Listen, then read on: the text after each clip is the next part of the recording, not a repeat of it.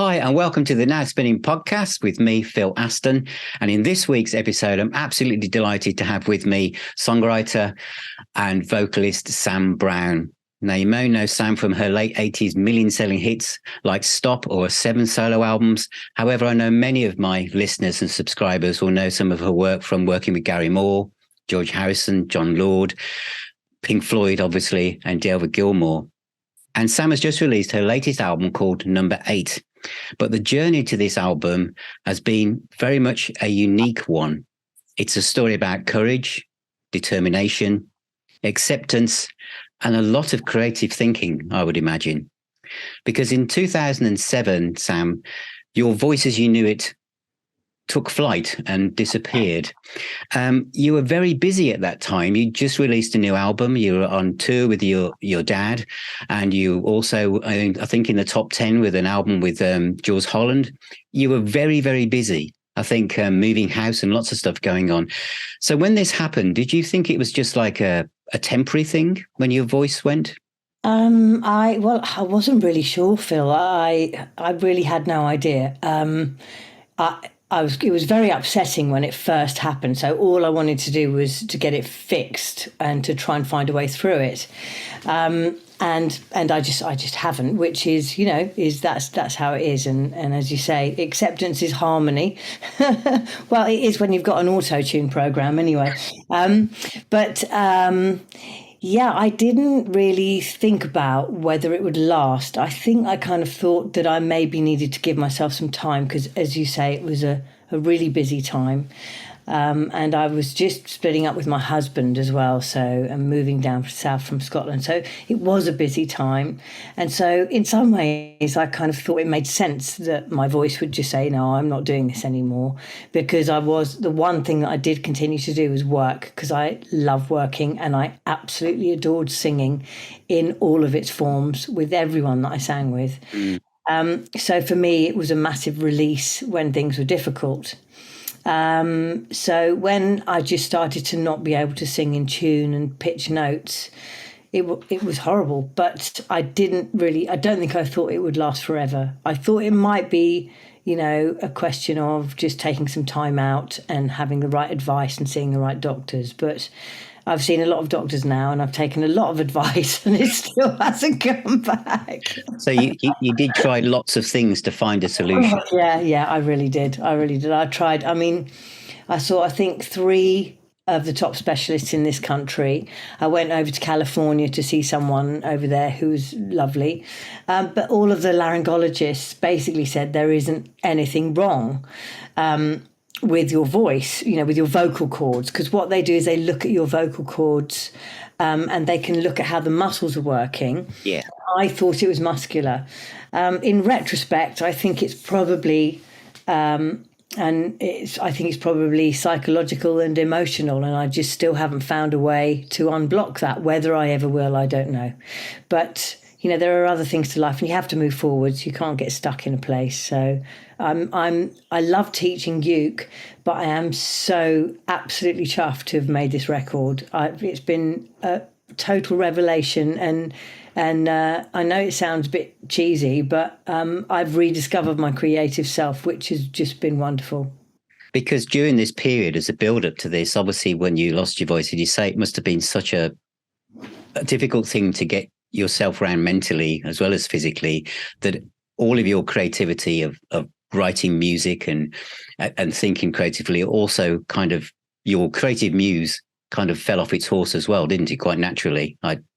Yeah. I just didn't want to write anything. I didn't want to play anything. I didn't want to, because whenever I played an instrument, my first instrument's piano. If I sat down at the piano, I would start writing a song. I'd just start singing and it would come very naturally. So obviously I couldn't do that. So playing the piano without singing I just couldn't face it. And I couldn't really face writing. Over the last few years, I've definitely had a few bits and pieces of ideas and kind of been thinking, I should really try and just do something with the voice I've got, which is very limited. But, I can, as you said, you've listened to the album, you can hear that it's all very low, isn't it? And I think the basic of it is in a very low range. And so I had started sort of working with that. But when I started writing with Danny, we wrote a few songs. The first two were a bit rubbish. And then the songs were okay. But when I came to sing them, it was really upsetting because the problem with my voice is it's quite random. So some days it's better than others. But there doesn't seem to be any rhyme or reason to that. And I've tried everything: diet, coffee, not drinking, exercise, whatever, So it was quite difficult because it was like waiting for my voice to be in a good enough place to actually sing anything at all. So eventually what I did was I just was very pragmatic about it, and I just said, I'm just going to sing it through 3 times. Then I'm going to do what we call a comp, so get the best of that and see how it goes. But the thing that made it all work was when I put it into Melodyne and I put it into the auto-tune program and started. And then when I'd auto-tuned it properly, it all came to life. It really did. It was like, oh, actually, this could work. This is not too bad. Is that when you started to see a way forward? You started to think, I can actually start to create music again? Yeah, definitely. Yeah. And have you started playing the piano again and creating music from that perspective? Wow. I haven't, because I haven't got a piano. So I'm sort of a bit all over the place because when, sorry, this probably is a bit boring for everyone, but when after sort of a few years, well, in 2015, because I had 2 kids and I was on my own with my 2 kids, and when I was singing, I was able to afford quite a big mortgage. So we had a big house, but of course my income took a real nosedive and I got into a bit of debt. It wasn't terrible in retrospect, but it was giving me panic attacks in the night. And, and so in the end, I just thought, no, I'm just going to sell everything. And the kids were sort of 19, 20, so they were ready to sort of move on. Yeah. And we moved to Dorset, which is where I now live. But there was no room for a piano. And so my piano went back up to my old house in Scotland, where my ex-husband has a studio and a lovely room for it. And the kids are there, so they play it. So I haven't had a piano for ages. But next week, I shall be getting my mum's piano because I'm moving again. Oh, brilliant. And I've got a room for the piano. So that's really exciting.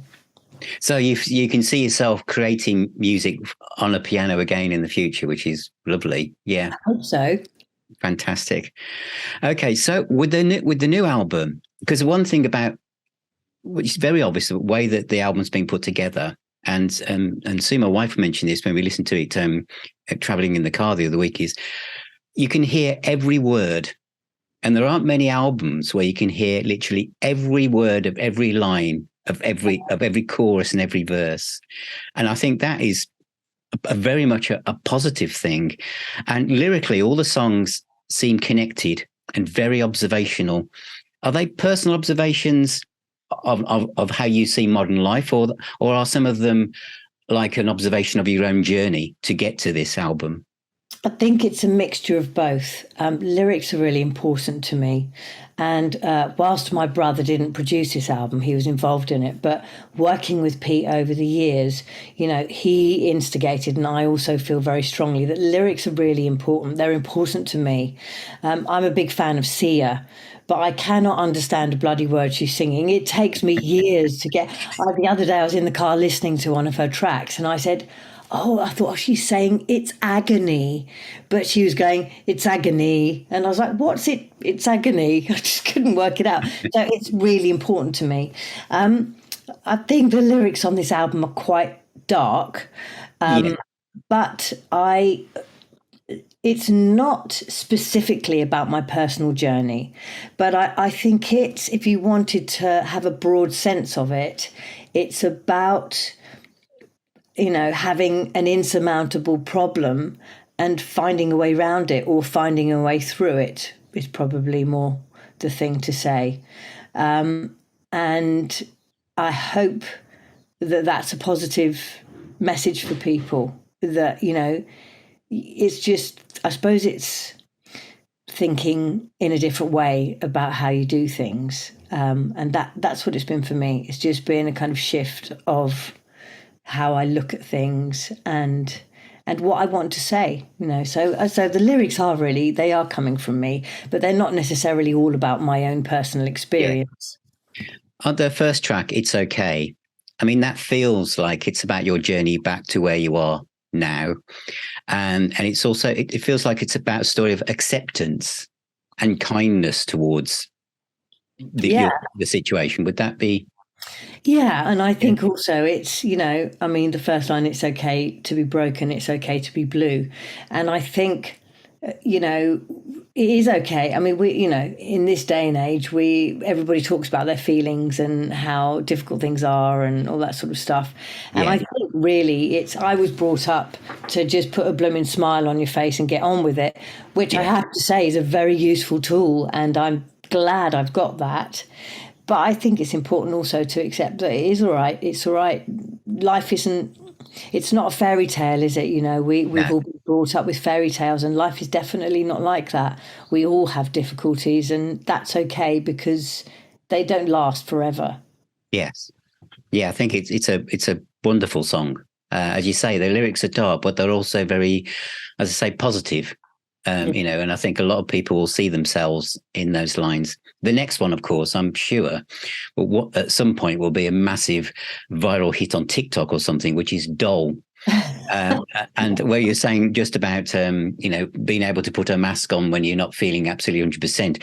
This one feels like it's about Instagram and profile photos that have been filtered to death. Was this an observational look at the world of social media?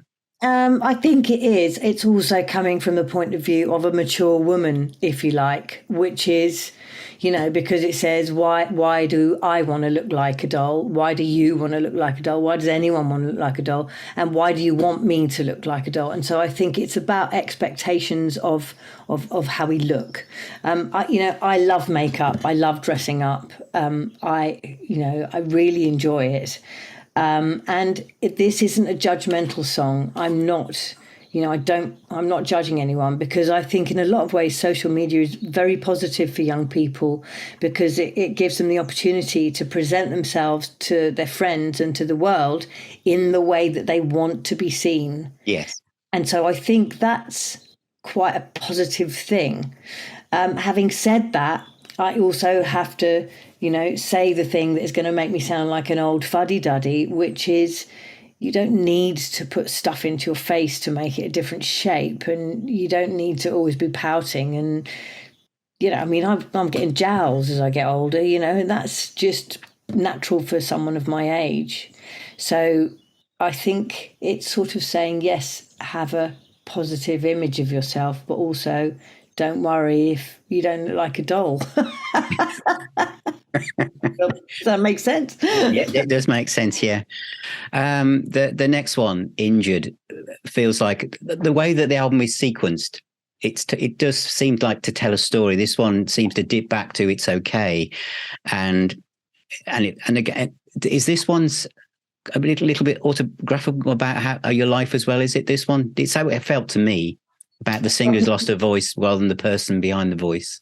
Yeah, I think it's yes. I remember I had an operation on my voice in the early days of losing it, and I went out, had to go out to the shops, but I couldn't speak, so I had to hold cards up to people and sort of point. And I had a really interesting experience, because so many people were like, oh no, you poor I mean, people, shop assistants were actually cuddling me, and it was like, there's nothing wrong with me, I just can't talk to you. And I think it's that sort of some people's reaction, if they know someone else has got a problem, is pity, is oh, you poor thing.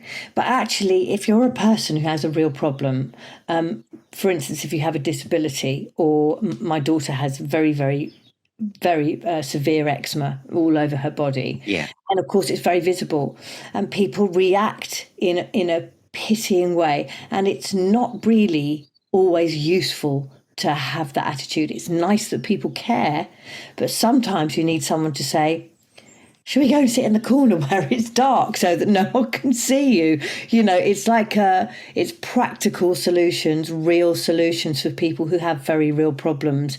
And I think Injured, it doesn't come across in that way, but that was sort of what was in my mind was, A lot of people who have physical problems or any problems, they don't want pity. They want support and understanding.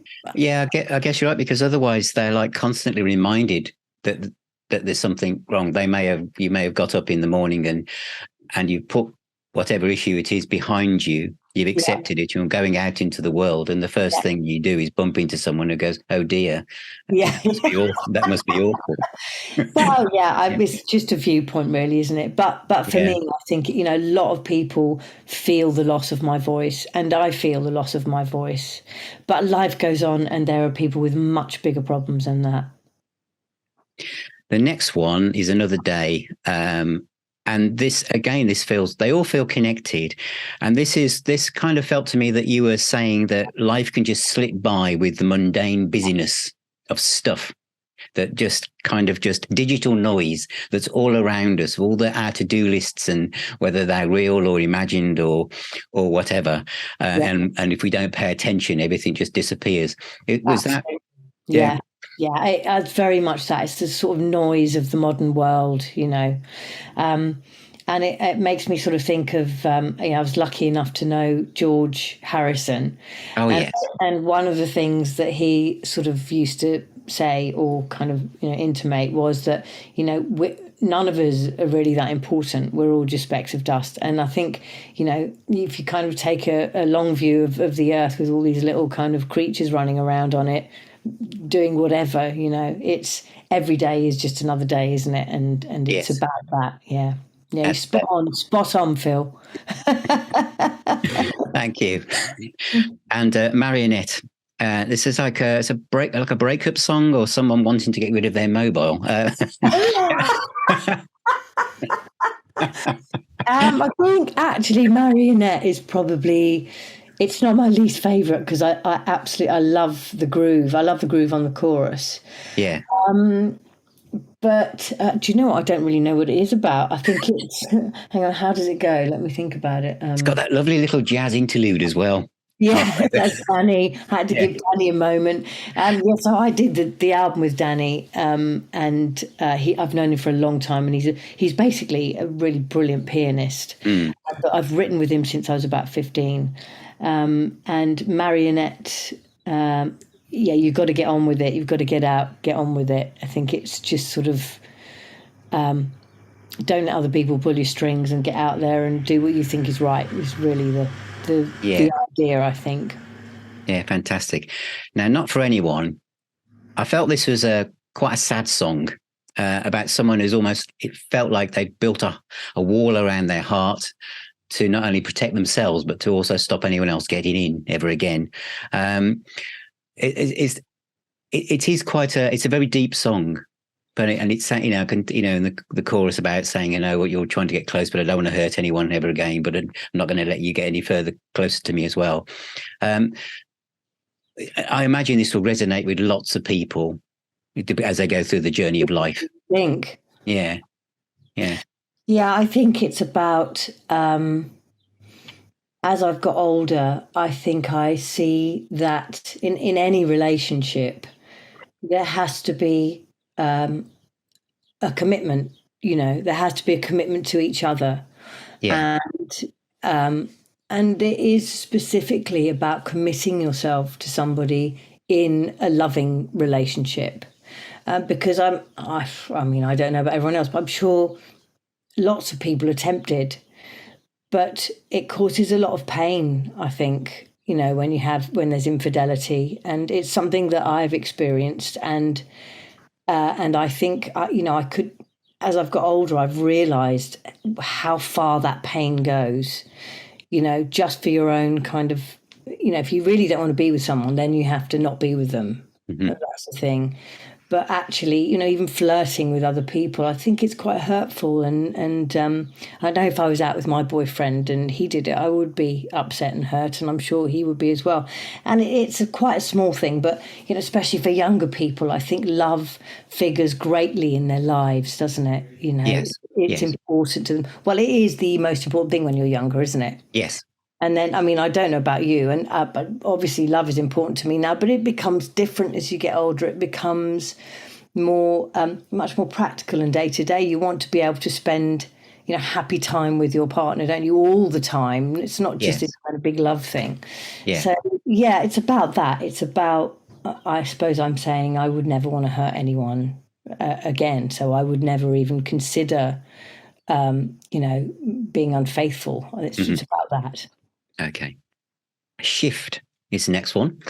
And this one, again, this reminded me of the one about the busyness of life, because it's like it felt like it was about the way that life, where we're alive now at our point in time on planet Earth, is changing so much, so quickly.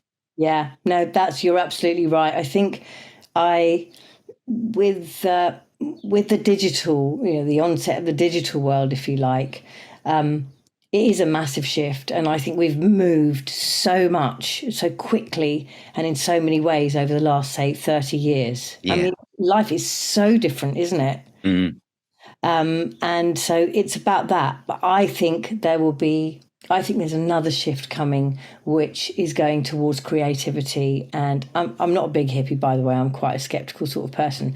But I see my kids and the people they know and other young people, they look at life differently. And I think they're starting to understand that, phones and scrolling and not actually having an album or a CD. It's like real things don't exist anymore, do they? It's like music. If you want to get music, you have to get vinyl or, go out of your way to find a CD. I mean, there's lots of people I like, and I can't actually get hold of any of their music.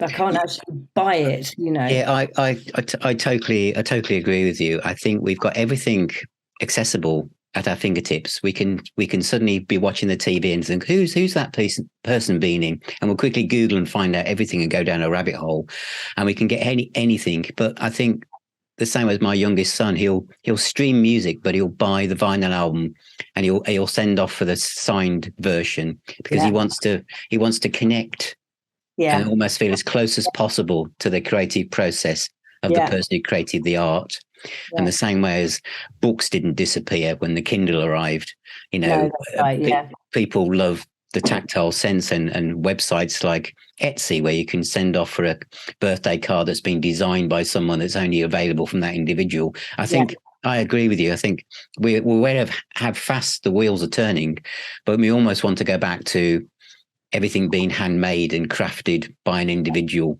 Yeah, absolutely. Yeah. And as you say, the idea that all of us are creative. Yeah, everyone's creative. Absolutely. There's so much of it around now. It's wonderful. I think it's great. People, I mean, that's my experience. Maybe that's just my world. I don't know. But, No. So I think that with the music business, the people that buy CDs or vinyl may be niche compared with the overall big part of the cake that's all about streaming. But I think it's a very important niche because it is the people that want to be as close as possible to the person who's creating the music themselves. Absolutely, yeah, that's right. And I actually think that will grow and become more. I think it will too. I think young people will start to crave it and, want that, Yes, very much so. The next song is called Showgirl, which is a very observational song and another excellent song lyrically. What was the inspiration for this one?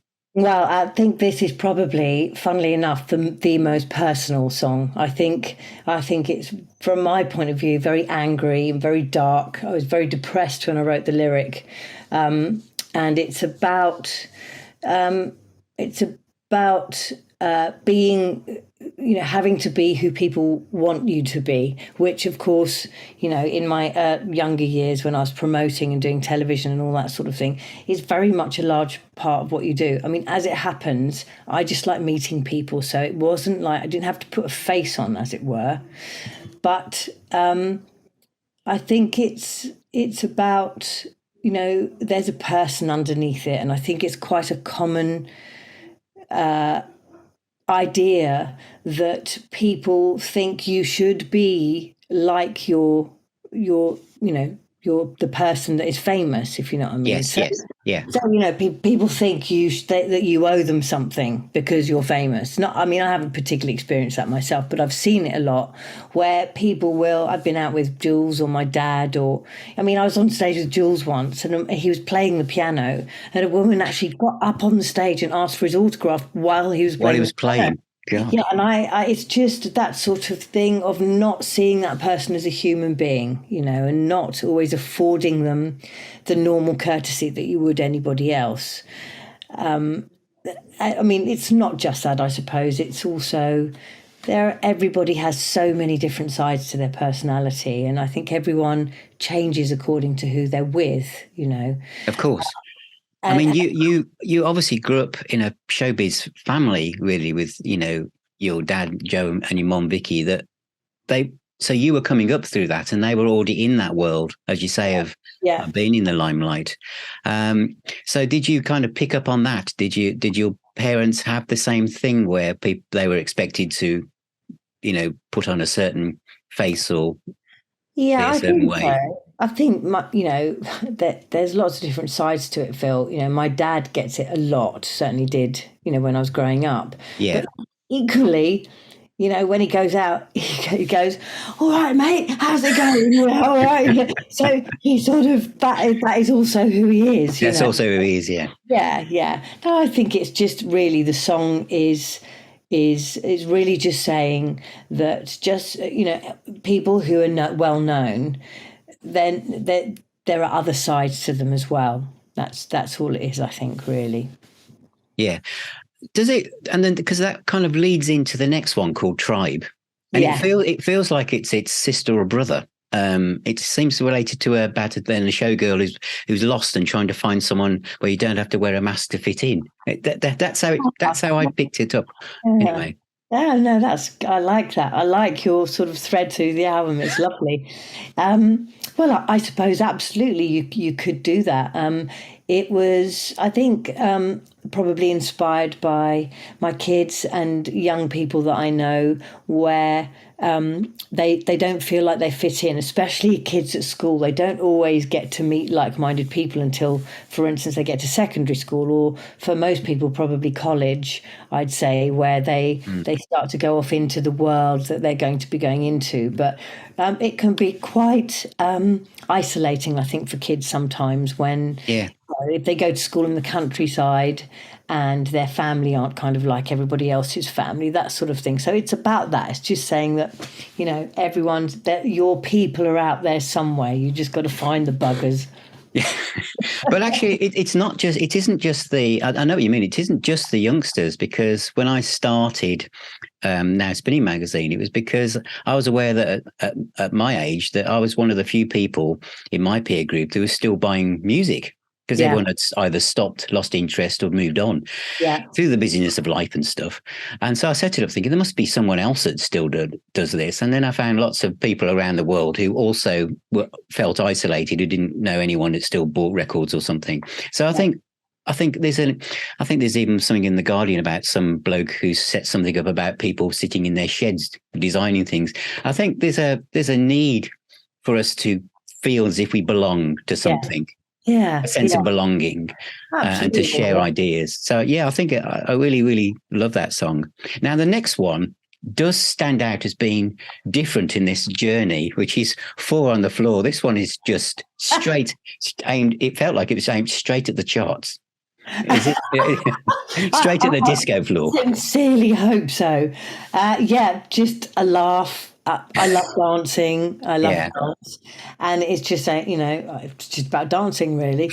Simple as that. I thought, it ticked all those boxes. Yeah, had to be something completely meaningless on there, I suppose. And then the last one.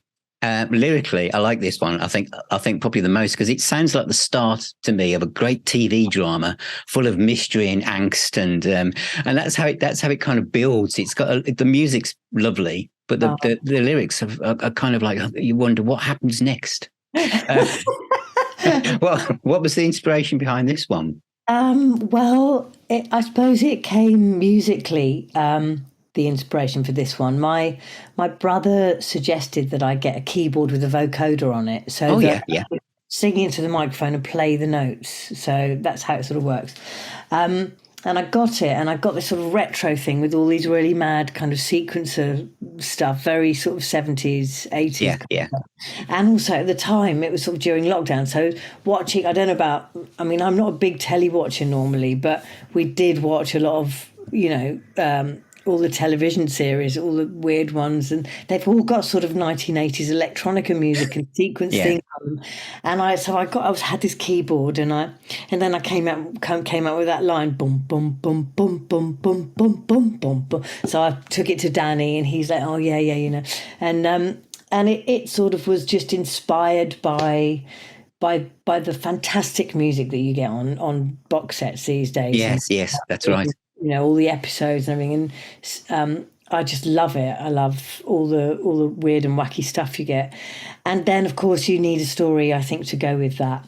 And so I can't remember. We kind of we thought it sounded sort of French 60s kind of thing. Yeah.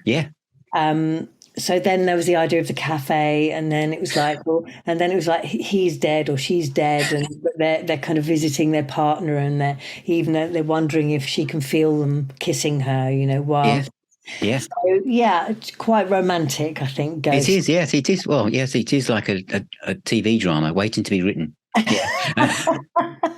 Anyone like doing that, that's fine with me. Exactly. Yeah, the music exists already. Yeah. To me, again, because I said at the start, because I think the lyrics are so easy to hear, and the way the album is sequenced, it's my favorite album next to 43 Minutes, which I know came out a long time ago. Yeah. And that was the one that you were writing just after your mum Vicky had been diagnosed with breast cancer. And so that was obviously a very dark time. And obviously it was the time you mentioned earlier about being accepted for who you are, etc. The record company were obviously determined for you to just do another upbeat pop album. Yeah. And this album was very different. But I think it's a beautiful album, everything about it. Is 43 Minutes one of your favorites when you look back at it now? It was certainly a big turning point. It was the moment at which I thought, I mean, I'd been on the road promoting Stop for 3 years, and then we did April Moon, and the band with April Moon was very much, it was a really heavy band and very inspired by my brother and my foster brother. Yeah. And although I absolutely loved it, it was very much a collaboration. And then when Mum became ill, I think I went right back to my songwriting roots, which is just sitting at the piano on my own. And that was really part of my therapy. And I think actually one reviewer did say that. But it just, obviously, it was a kick up the bum, and it made me think, what do I want to do? Where do I want to go musically? I'd written several blues soul ballads, and that was, the record company, I think, wanted more of that. Yeah. But that's never going to happen. It just doesn't work like that, and I'd written them, and nothing obviously was going to be the same as Stop, because obviously it wouldn't be. So, 43 Minutes was very much about losing my mum, and it was also a point at which I realised that when you write about your own experience, it really does help other people. And I didn't really have a concept of that before I wrote 43 Minutes, it's been a really good album to me, even though at the time it sold, I think, sold about 4,000 copies, and Stop sold about 2.5 million. But I've never been one for, it doesn't really matter to me. What matters to me is making music.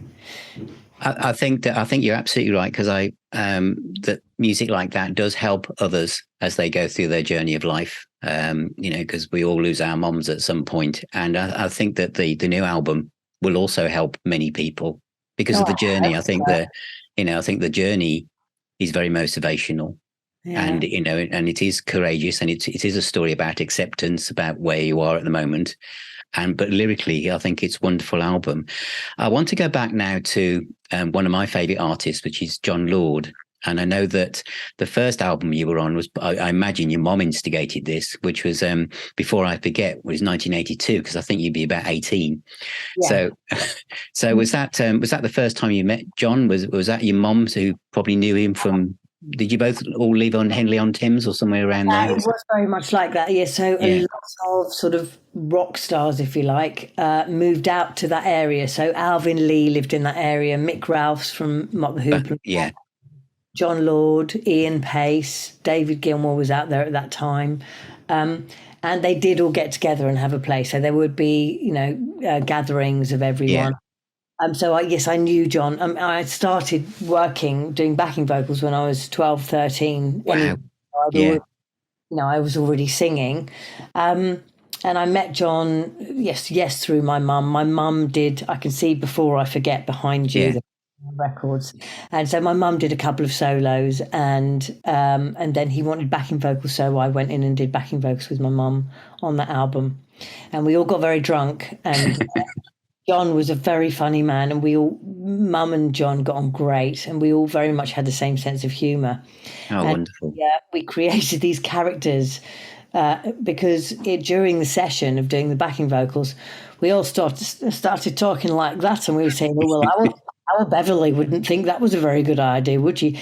And then Mum would say, "No, but Rita loves it. She absolutely Beverly won't have it. She's got terrible trouble down below." The three of us were just, it was a very funny session. And I got on great with John. And then after Mum went, I started writing with John, and we wrote Wait a While first. Oh, that because that's from the album Pictured Within, and that album was almost a homage to his own mom and dad, wasn't it? Oh, and so it was an evening song and Wait a While, and that was not that long after your own mom passing. Was that kind of a very emotional time, even because your vocal performance on Wait a While, well, and obviously Evening Song is just wonderful. Oh, thank you. Well, thank you. It was an interesting thing to do because, John would write these incredibly long classical phrases, and it's not, lyrics are normally kind of, they have boundaries, which is usually a sentence. I had to sing a whole bloody paragraph all in one go, so the melody went on and on and on. So it's really interesting. I think we had a connection which was Mum, because John adored my mum and I adored my mum, and John and I got on very well. So, it just kind of was a natural progression in a way. And again, thinking about your lyrics, talking about how observational they are now, one of the songs from John's albums, which was Beyond the Notes, it is One for the Meadow. Yeah. And you wrote the lyrics for that and The Sun Will Shine Again. Yeah. And the lyrics on this, they're almost like a pre-Raphaelite painting. I know what you mean, yeah. Yeah, they sound like a summer meadow with the sun coming through the leaves on the trees. That's what it sounds. I mean, when you write your lyrics, whether it's that or the new album, do you visualize do you visualize it in like a story in your mind, or do you just see it as words? Or how do you create that? Well, first of all, John had said that he wanted One from the Meadow to be about, he'd go for a walk and it would be about sharing that walk with someone you really love, and we lived in a similar area. And then I suppose for me, it's about, and Evening Song is the same, it's about painting a picture and inviting somebody into your world. And maybe, giving them a sort of glimpse into a world that they don't know or they haven't seen before. And it's really lovely that you've said that. I mean, I actually, One from the Meadow, I'm quite proud of those lyrics because I think it does take you on that walk almost, They are. They're like, they feel like they'd be hung under a painting. On a little brass plaque underneath the painting to say what it was about. They are very visual and really connect to what John was writing in the music.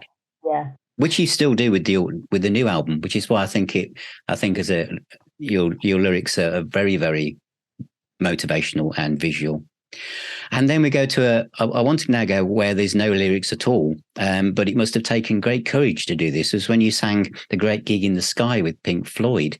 It's one of the most famous songs that doesn't have any words at all. Yes. I mean, and there you were doing that. How did you approach that? Were you nervous to cover something like that, or did you just think, this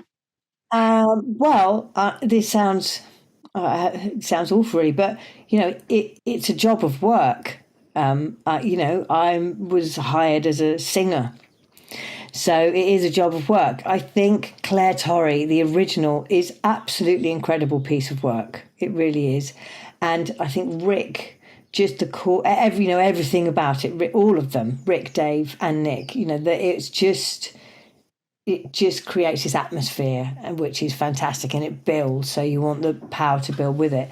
Actually, at that time, I hadn't done any vocal training, and I would have loved to have done it after I'd had vocal training, because it was quite hard, and I didn't really know my voice as well as I should have done. I was nervous, but, there were three of us as well, so I did the first bit, and then Durga did the second bit, and Claudia did the last bit. So we broke it up, which was...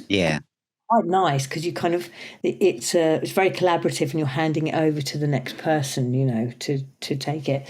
It was frightening when I first did it, but I loved it. It was great. I really enjoyed doing it. I think so many people have sung that piece, and loads of people have, they've all done it brilliantly. So it just depends on who you like, I suppose. Yeah. Just pop back to the new album, number 8, because you use the Melodyne program, which has enabled you to make the music, and it's a different sound, but it still feels like you. To me, does it feel like it's a new chapter now in your creative endeavors?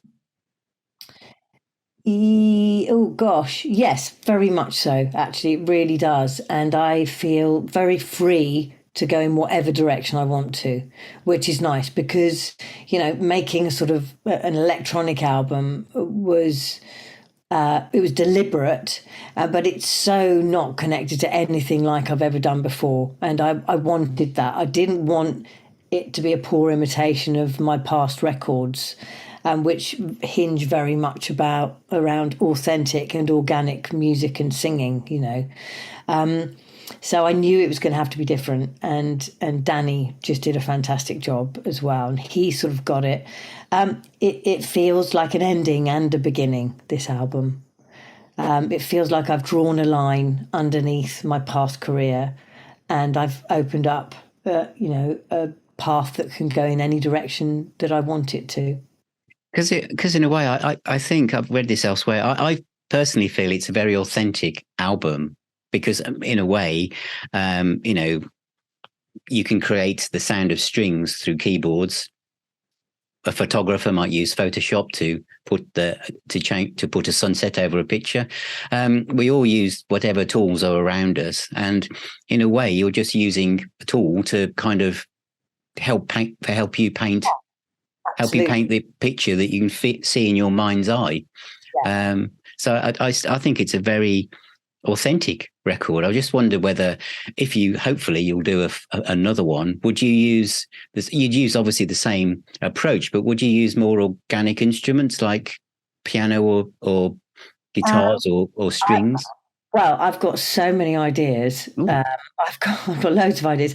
I'd like to do an album with my ukulele clubs, because yeah. I'd love to hear them out there. I don't know if it would ever do anything, but I think for them it would be great to sort of tell the story of our ukulele journey together, because that's been amazing. I've met some great people, and I've sort of met people who didn't think they could sing, who turned out to be amazing singers, and seeing people overcome fear all the time, because it's terrifying getting on stage if you've never done it before, So I'd like to do that as a kind of side thing. I've started writing some stuff which is a bit more like my old song, so Of the Moment, that kind of quite bluesy, dark thing. Yeah. Also, Danny and I have talked about doing an album, as you say, similar, in fact, exactly what you've just said, similar to Number 8, but using all real musicians. So basically kind of Fat Back Band, Kool and the Gang. Yeah. That sort of 70s funk. I'd love to do that. I'd really love to do that. So I just have to see how it goes. I've sort of got my hands full at the moment. So is the ukulele club, is that's still a big part of what you do, is it? Because I know that's my job. That's your main thing. That's how I make the money for my my bills. And I'm very grateful to all of those people because they've been amazingly supportive, and I teach about 150 people a week. Wow. Did you start that after you lost your voice in about 2010 I started. 2010. Yeah. And it's been great fun. I have to be careful because I'm not used to a sort of structured existence, and so I have to keep it interesting for myself. Never mind them. I think basically they just like the swearing and the jokes and the glass of wine with everyone. But we have a lovely time and we play lots of good music. And we played at Alexandra Palace recently. There were 80 of us, and that was just great fun for everyone. Did you support Judy Zook recently? And was it or Beverly? Yeah, there was. Yeah. There's a show that my friend promotes. I've known for a long time. A chap called Lee Noble, and he's a really lovely man. And I think he's sort of with the ladies put this together, and it's called It's called Woman to Woman. Yes, yeah.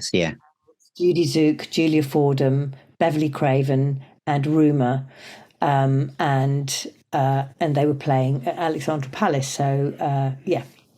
So wonderful. He said, "Do you want to come and play?" I said, "Yeah, but we'll just play in the foyer as people are coming in because, otherwise, when you've got a huge amount of people, it's quite a difficult thing to negotiate as far as tickets and how many people can come in and all that. So to keep it quite sort of free and open."